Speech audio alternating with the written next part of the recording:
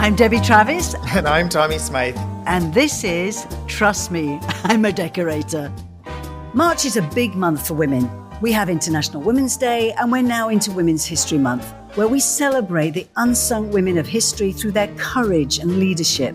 So we're going to reflect a little bit today about the women who've inspired us. Okay, Debbie. Well, after that introduction, should I just sit this one out as the person with the penis? Who's the person with the penis? You can go and have a cup of tea.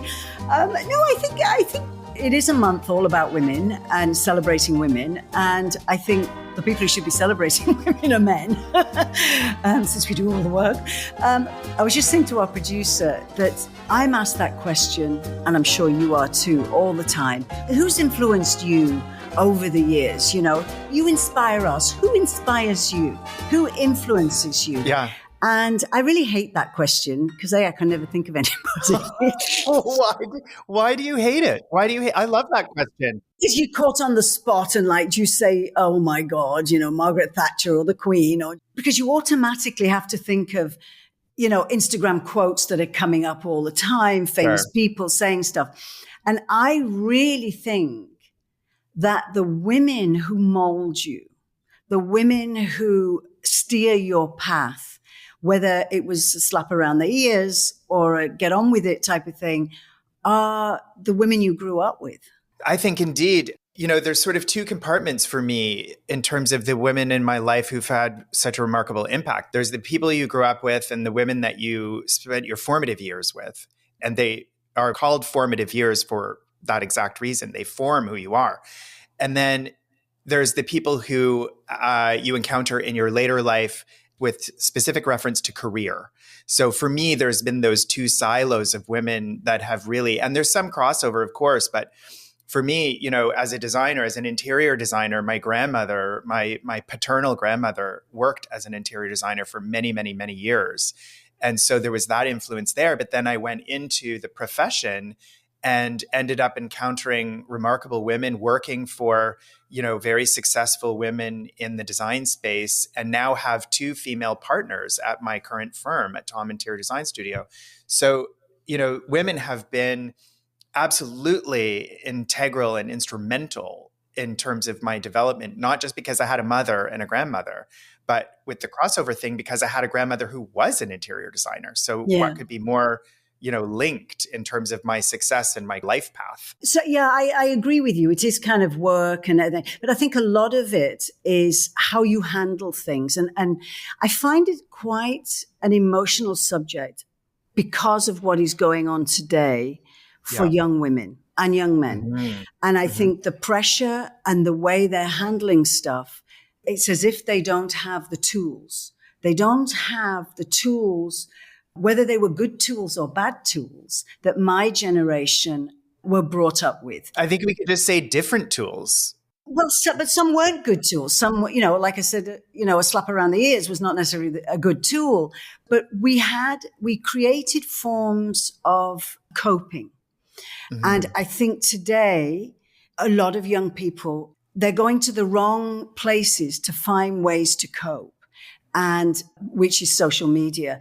And really you cope by listening to the ups and downs of everyday life of the people around you and how they picked up their socks and how they got on with stuff. And also friends today, friends and family, everybody's going through something. Everybody's going through some trauma, whether it's divorce or death or illness or all this kind of stuff. And to me, they are my inspiration. They influence me every day because I look at these people. To me, they're much bigger than a celebrity who, I'm sure they go through stuff as well.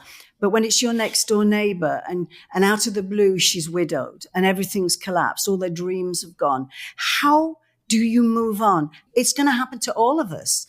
We're all going to have some form of sickness. We're all going to have, life changes. So how do those people handle stuff? Let me ask you this, Debbie. Do you think that women cope with and handle these kinds of life events differently than men do? Again, it's a generational thing. So I think when I was growing up, we didn't know men very well.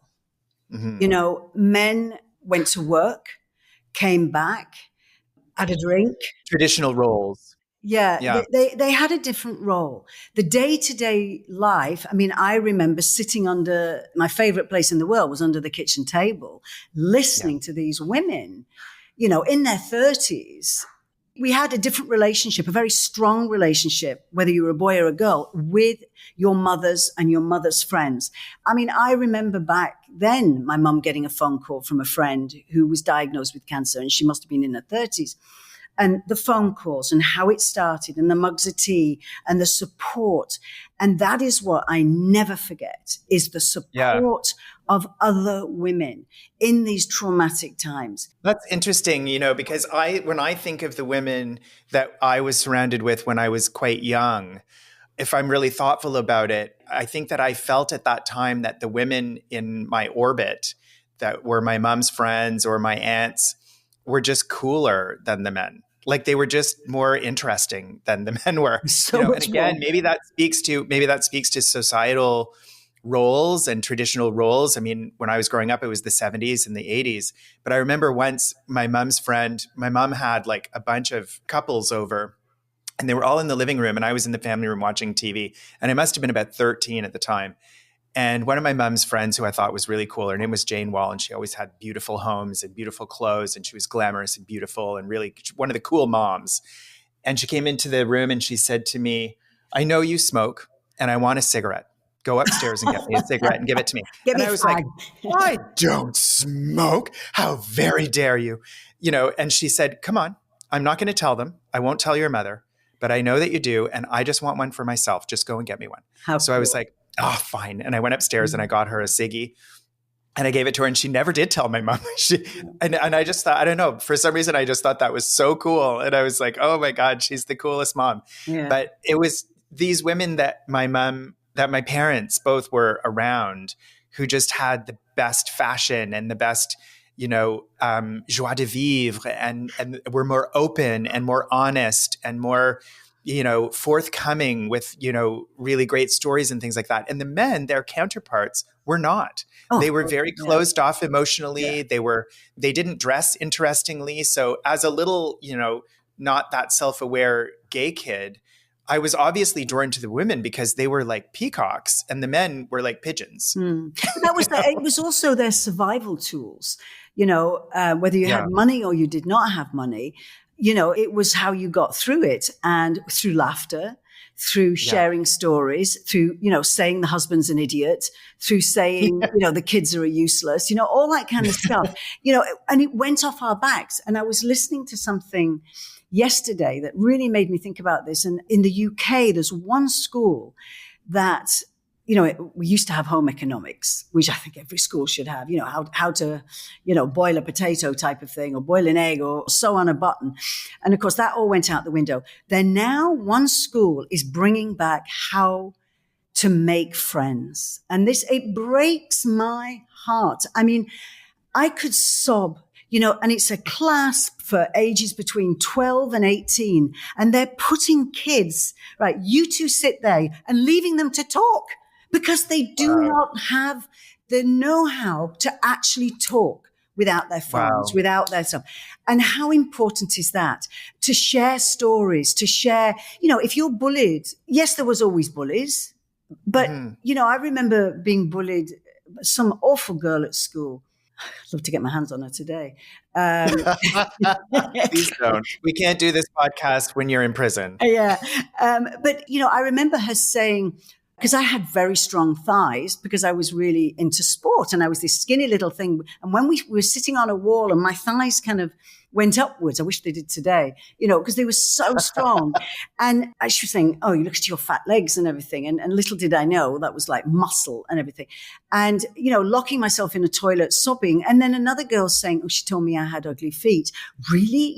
Because immediately you have a bond. The bond is she's the mean one, we're up together, and there's two of you against one. The power of that.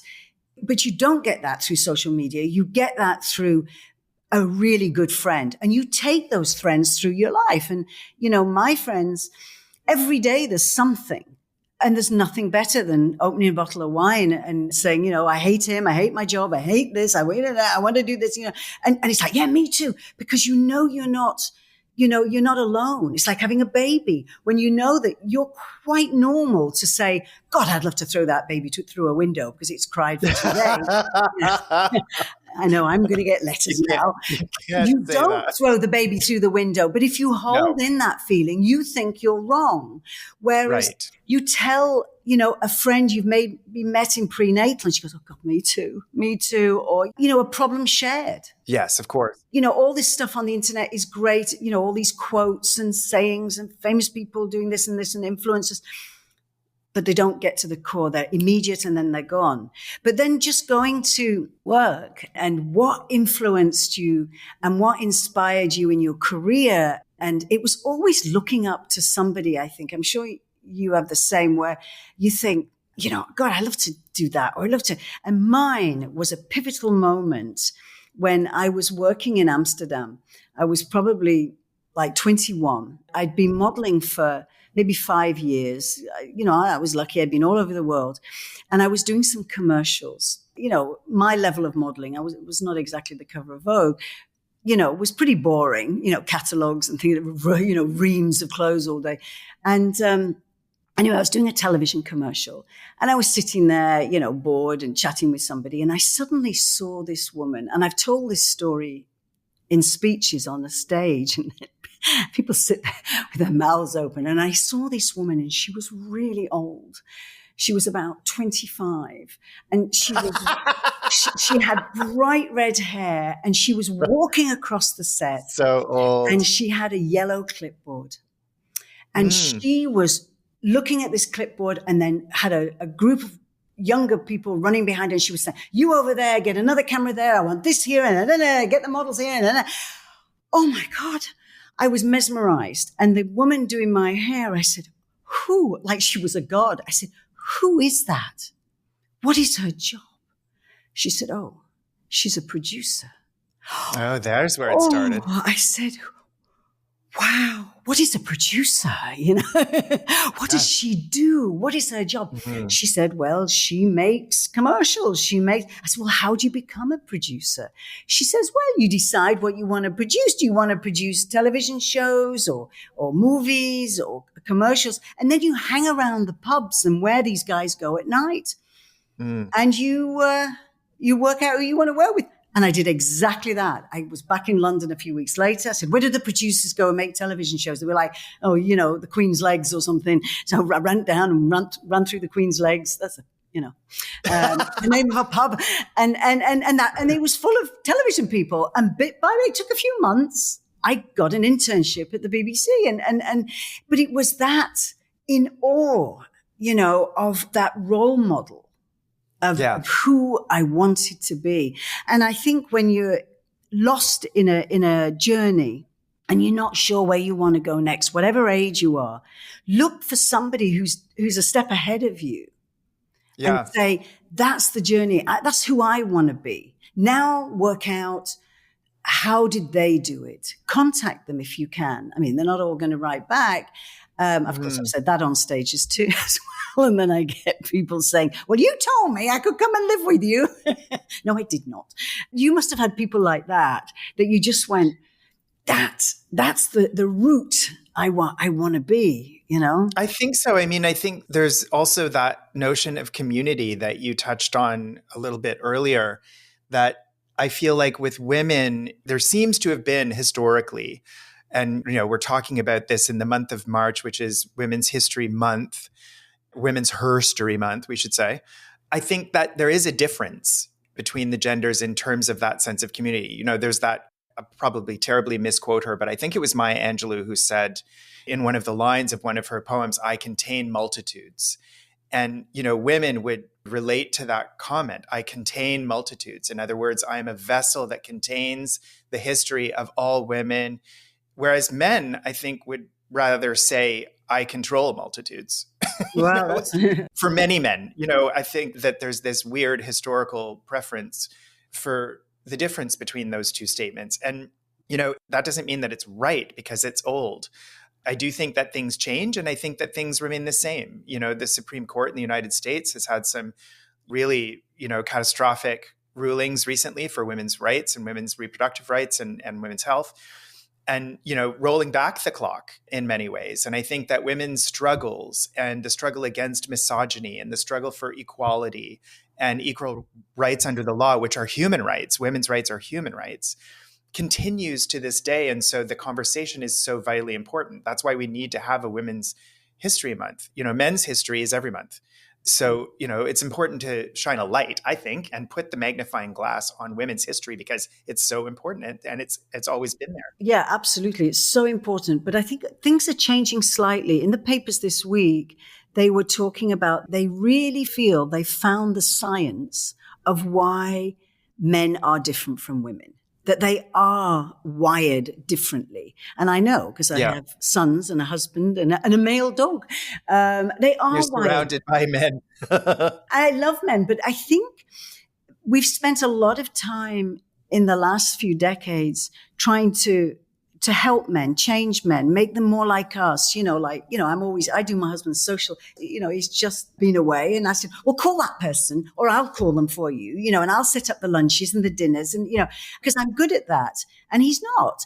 And that's fine. But I think they are wise. So I think the future should be, we know that there is a different mental state of women all over the world. So I spent a lot of time when I was younger in Africa, and we used to do a lot of shoots there when I was in my early 20s. And you'd go to a village in the middle of nowhere. And the men would all be sitting around doing what they do, smoking, talking, debating, whatever. And you'd see this line of women with the pots on their heads going down to the water, getting the water, shredding the wheat, banging the rice, whatever they were doing. And this was verbatim. And I can guarantee you can go to any country in the world. It's the women, even in the Western world, the women are rushing back, getting dinner. I mean, I'm in the middle of working with my illustrator for this next book, and she's Australian, living in Florence. And I can't keep up with her schedule. She's like, hang on, I'm just going to add another flower to this picture. And then I've just got to pick up the kids. And then I'll be back in 20 minutes. And then I have to take him to rowing and I have to take, and she fits in without complaining. And she talks to me while she's cooking the dinner. And at 10 o'clock at night, we might have the next thing to go to the editor. And I'm like, I haven't forgotten those years. So men help more. Yes, they arm up, but it still is, we're good at this. Like you say, we do have many facets. So maybe we take these amazing strengths, like they say, feed a woman, give a woman money in a village, let her run the business. When they've given it to the village, which is run by men, the money is lost. And so I think all organizations have to really work on women power. Let the men keep debating, keep talking, smoking their pipes, whatever they're doing, which is fine. And that is how, in maybe 100 years, women will have power, because suddenly they will be in charge, Maybe. I mean, I've observed that, over the years, as I've grown up with our generation, it's so surprising to me that there are still within certain households very traditional gender roles. But then I realized maybe those gender roles are actually highlighted by a woman's ability to kind of see through to the end game. Without being myopic about things, women tend to be a little bit more broad picture. And so I'll give you an example. A woman who is very close to me, who I won't say who it was. One day I called her up and I said, can you meet me for a drink? And she said, no, I can't. I have to pack my husband's suitcase for our holiday. And I went, what? What the hell are you doing packing your husband's suitcase in this day and age? This is completely wrong. What happened to women's liberation? Get out of his suitcase and get down to the bar and have a martini with me. And here's what her response was. She said, this has nothing to do with gender norms. This has nothing to do with roles. But I will tell you, if I do not pack his suitcase, we will arrive where we're going. And he won't have a shoe. And the first thing he will say to me is, I don't have a bathing suit. And then I will have to spend the entire first day of my holiday locating a store that has a bathing suit that will fit him, going and purchasing the bathing suit, bringing the bathing suit back, and putting him in the goddamn bathing suit. Yeah. So what women are doing is they know the end game. So, Yes. and couples know the end game. So if you're a good couple, whatever gender, it doesn't really matter. You're a couple, you're a partnership. You're up and down all day. You know when your spouse is tired, broken, had it. Yeah. This is maturity. We're just going to take a quick break. We'll be right back. I'm Sarah Burke, and I host the Women in Media podcast, where I'm exploring the challenges women face in the media spotlight and celebrating our triumphs. My guests come from radio, TV, news, and sports, and we'll cover topics like leadership, diversity, stereotypes, and more. Most of all, I'm looking to build a community through a space where we can discuss anything. The Women in Media podcast, available on Apple Podcasts, Spotify, Google Podcasts, or at womeninmedia.ca.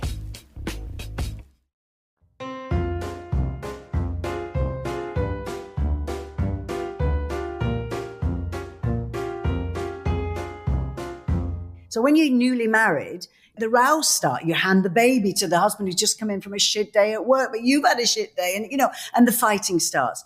But you learn over the years to not bring up the financial accounts when he's down or when she's down, and he should or she should learn the same thing. And that's maturity. And it takes time to know your moments because it's not going to work out well. You know what? Let's wait till we're cuddling up in front of the television to say, it would be great to go on holiday, do all those things, and women are very good at that.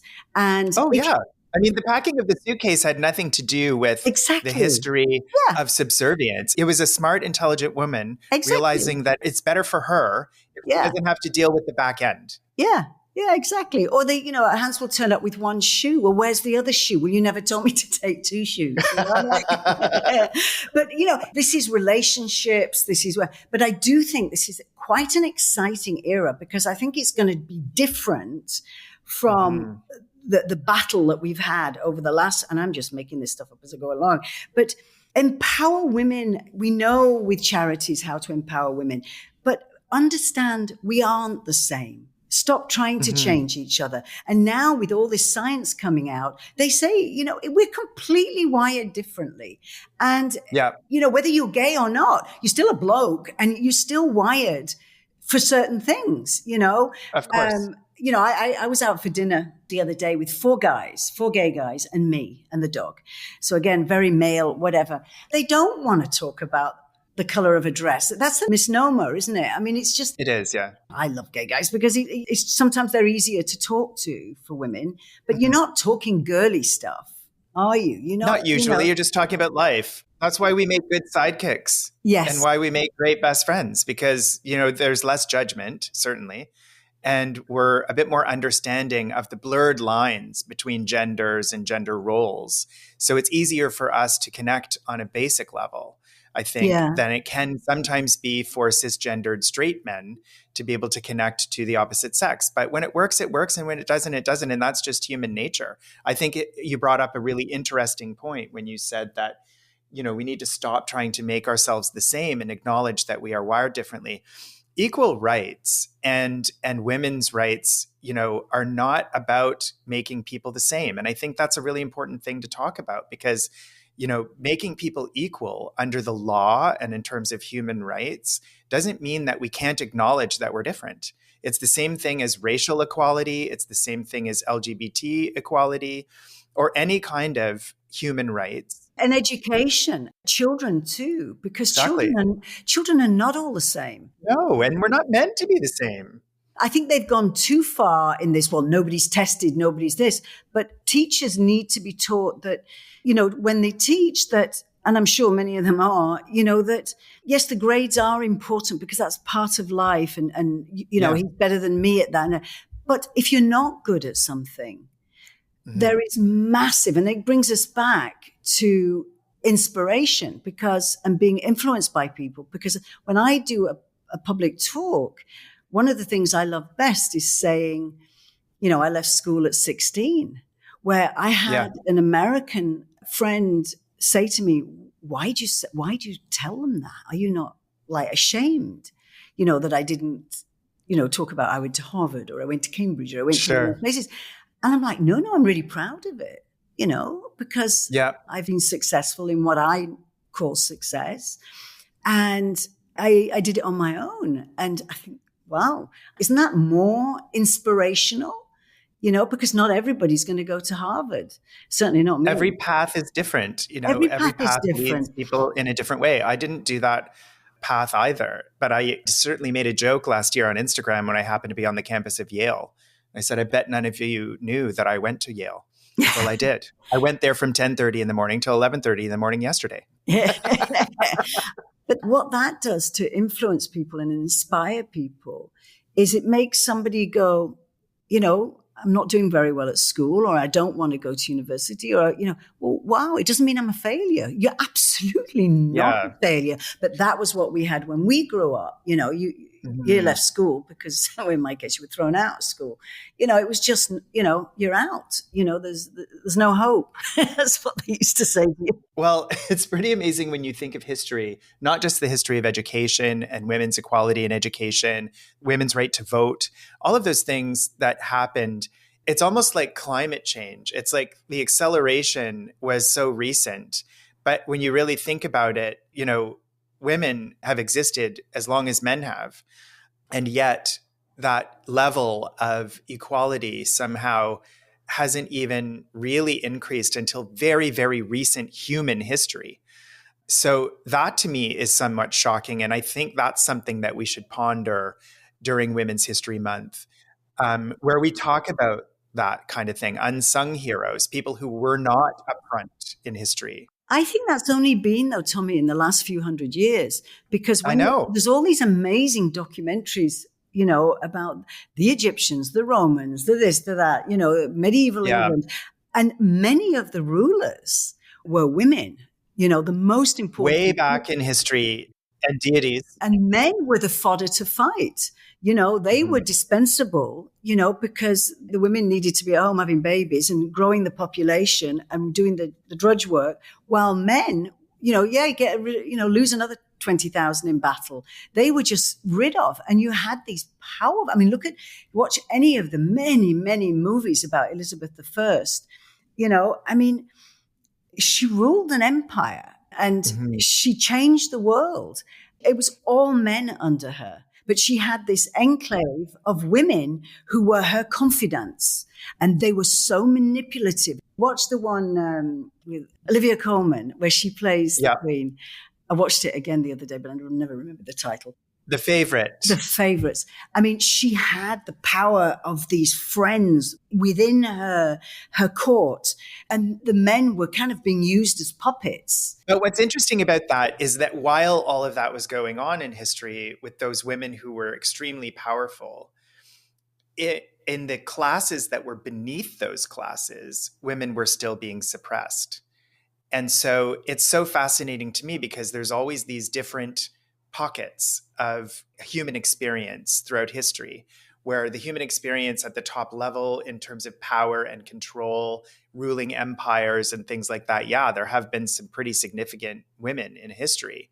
But then there's also that notion of like the underclasses. Yeah, but the underclasses in those days were pretty equal. If you were digging, piles of mud, and she was inside peeling potatoes and giving birth every 5 minutes, life was terrible for everybody. That sounds like the Monty Python version. And women did, because they were the doctors, they were the witches. They were. So they did rule. Healers. Yeah, and what I think it was when we had the middle classes. Any historian listening to this is shooting themselves in the head at the moment. But the middle classes came in later. The lawyers and the doctors and the accountants and stuff. That was a few centuries later.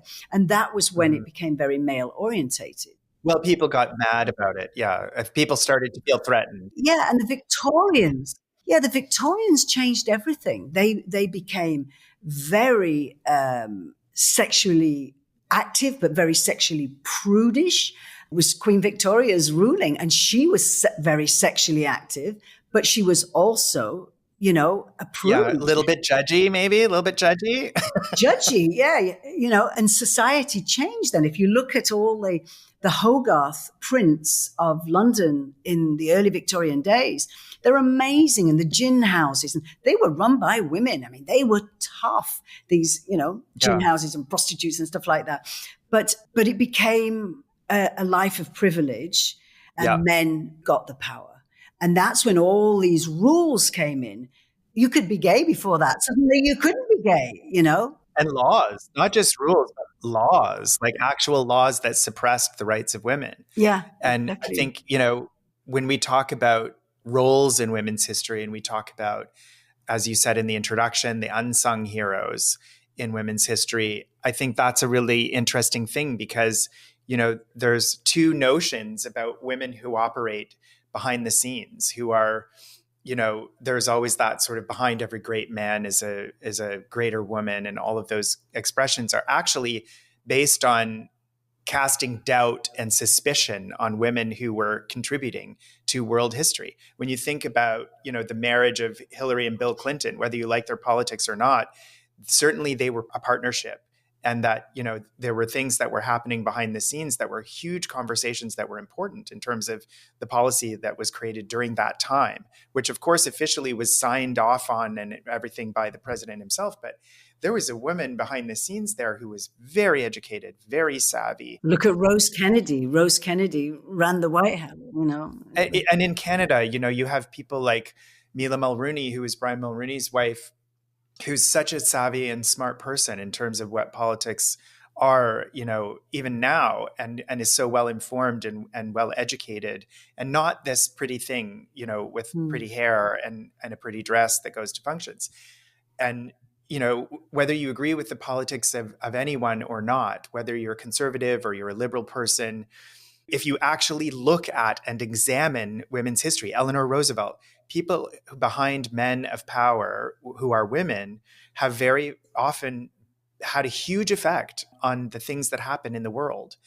And I think Women's History Month is a great time for people to be mindful of that and maybe do a little bit of their own digging and research and educating themselves about what those roles mean and how they affected us.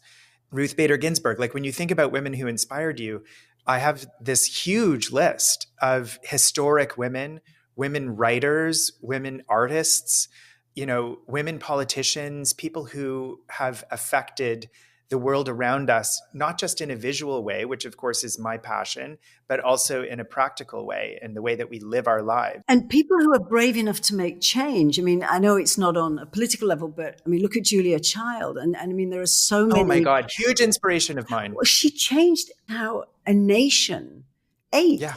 Yes. And fought everything. And she did it after 40. Yeah. She wasn't even a young woman when she started her examination of the culinary arts. And I think of her husband as Stanley Tucci's. But, you know, sometimes there is a strong man. And I know so many women, like Donna Karan, her husband was right behind her, the whole way. Yeah, Debbie Travis. Yeah, me. I mean, amazing. They clean up behind you. They're like running behind because they don't want anything else. Their happiness is your happiness.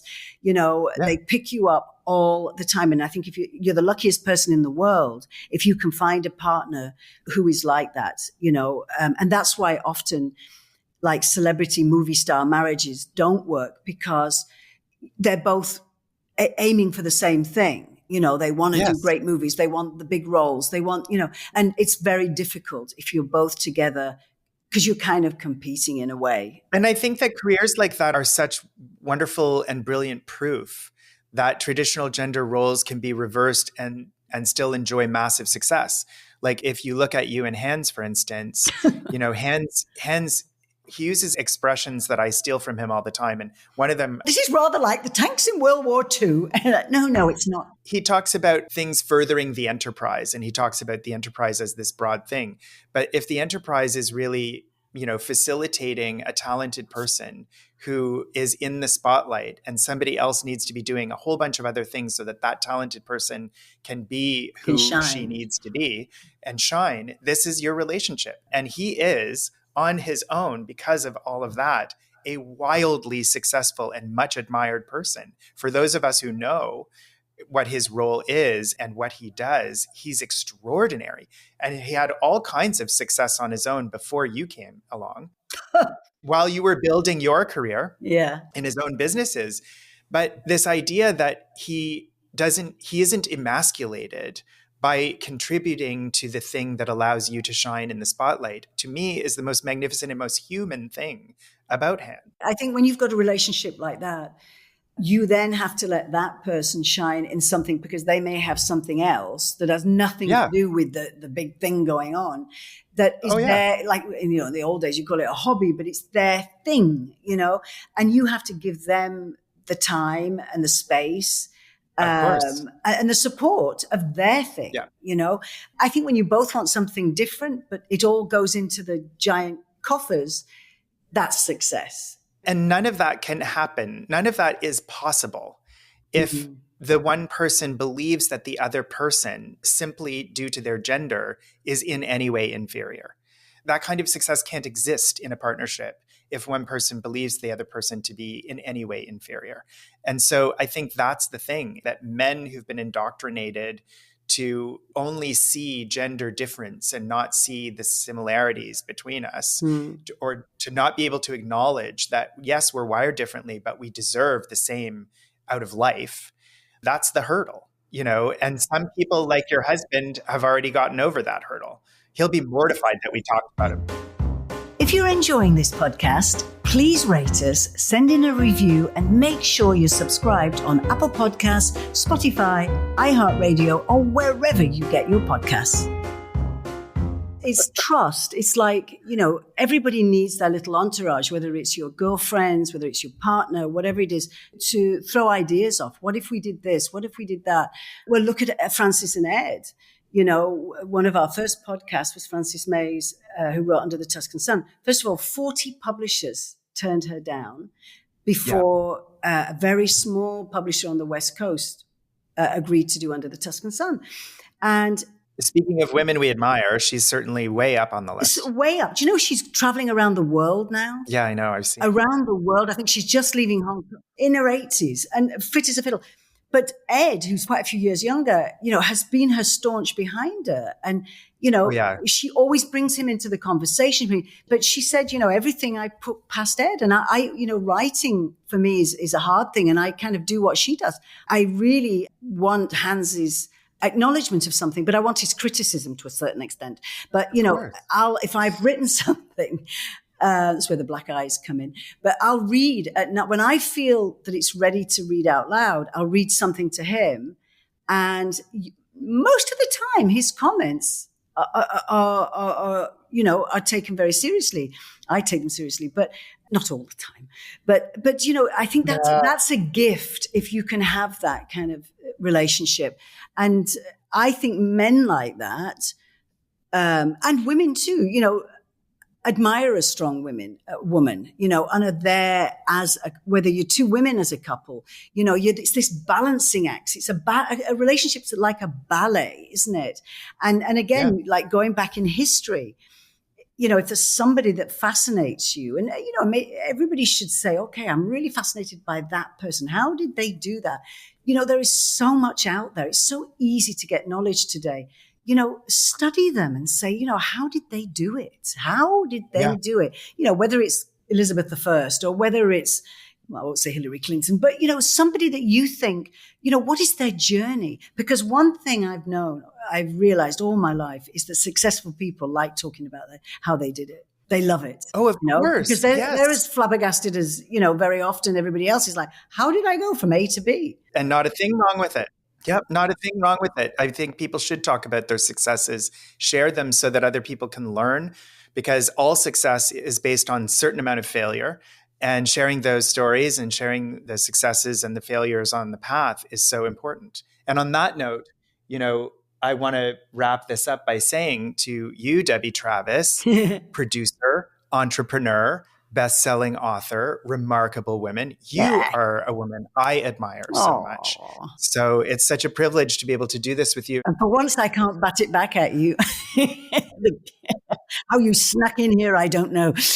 Well, thank you. I think we could talk about women for another month. Yeah. And we will, of course, revisit these conversations on Trust Me, I'm a Decorator. And we've got some great women coming on. You know, and we've had some great women on. We have. And I think it's that's why I love these podcasts, not just ours, but other people, because you take something from it. And that's why we do this. And that's why I love doing this with you. So I want to say to everybody listening out there, leave us a voice note at thetrustmepod.com. Tell us about the women who inspire you. For our next episode, Tommy and I are actually recording with a live studio audience for the first time. We're going to do another Ask Us Anything episode, so let us know what you want to know. You can literally ask us anything. You can send in your questions to the same old spot, thetrustmepod.com. Happy Women's History Month to you and yours. We'll talk to you soon. Yeah, thanks for listening.